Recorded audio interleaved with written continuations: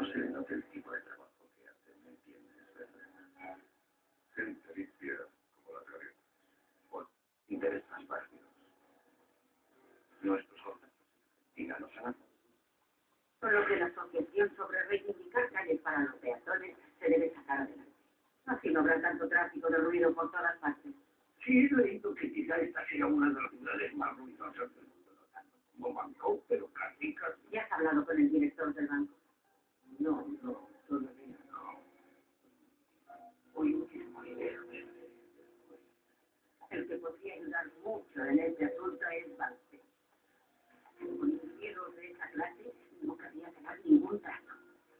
Y eso que el grupo entero me llamó en cuanto supo que ya teníamos el dinero de la familia.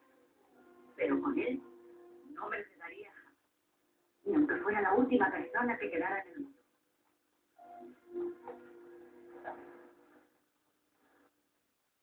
La novela está muy bien. Retrata una época, un barrio, es profunda. Los